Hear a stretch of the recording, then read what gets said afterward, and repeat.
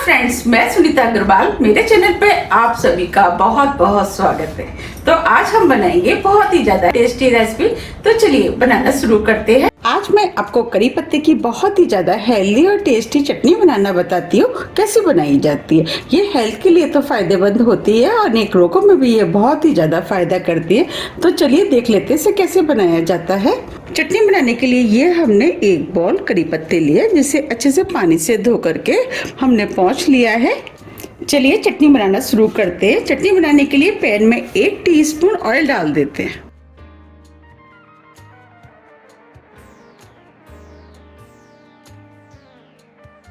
Oil को गर्म होने देते हैं। ऑयल गर्म हो गया है। ये 1/4 कप मूंगफली लिए, इसे हम पैन में डाल देते हैं और मूंगफलियों को स्लो मीडियम फ्लेम पे क्रिस्पी होने तक भून लेते हैं।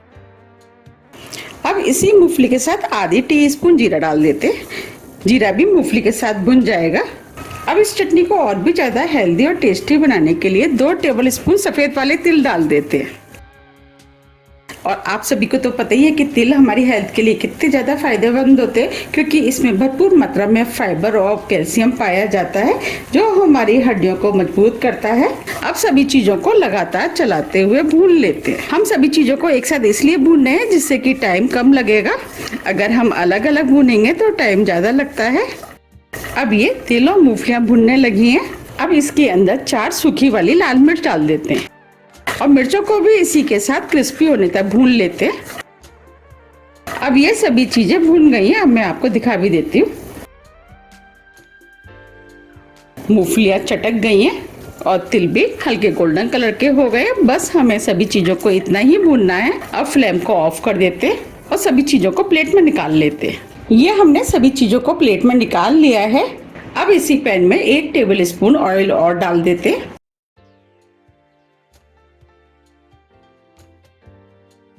ऑयल गरम हो गया है। ये 4 से 5 लहसुन की कली ली है, वो डाल देते हैं। अब इनको भी मीडियम फ्लेम पे हल्के गोल्डन कलर का होने तक भून लेते हैं। अगर आप लहसुन खाना पसंद नहीं करते हैं तो आप इस चटनी को बिना लहसुन के भी बना सकते हैं, लेकिन लहसुन डाल के जब हम चटनी बनाते हैं, चटनी बहुत ही ज़्यादा टेस्टी बनके तैयार होती है।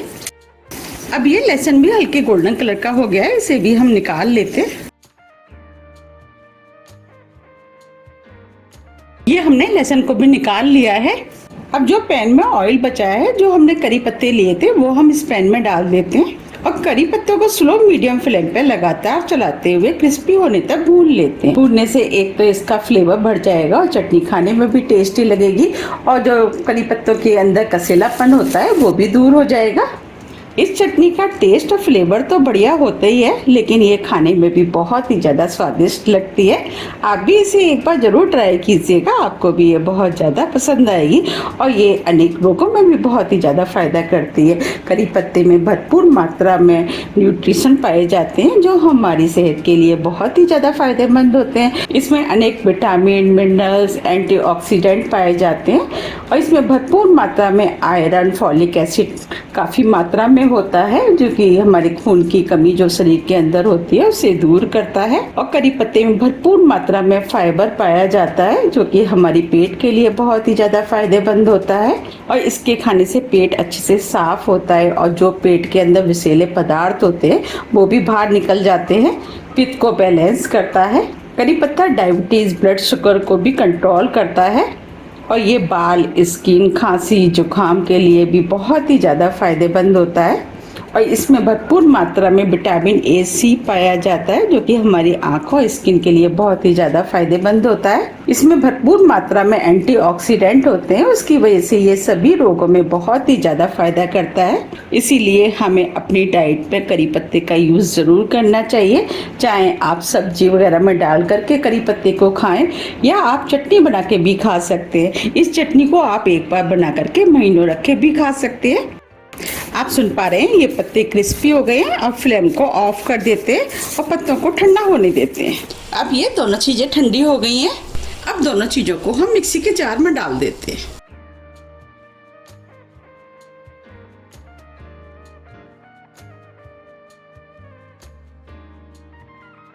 अब करी पत्ते को भी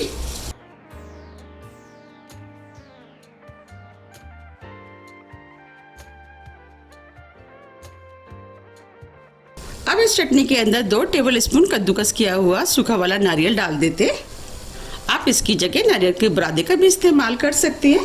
अब इस चटनी को चटपटा और टेस्टी बनाने के लिए 1 टीस्पून अमचूर पाउडर डाल देते हैं, जिसे खटाई भी बोलते हैं। 2 चुटकी हींग, इससे फ्लेवर अच्छा आएगा और चटनी खाने में भी टेस्टी लगेगी। नमक टेस्ट के अनुसार। अब सभी चीज़ों को मिक्सी से हम दरदरा पीस लेते हैं। ये हमने चटनी को ऑन ऑफ करते हुए मिक्सी से दरदरा पीस लिया है। अब मैं आपको दिखा भी देती हूँ।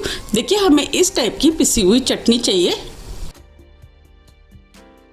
अब इस चटनी को हम एक बाउल में निकाल लेते हैं।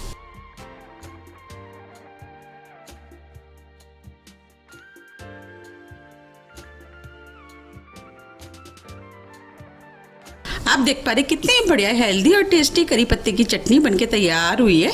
इसे आप स्टोर करके 3 से 4 महीने फ्रिज में रख करके खा सकते हैं।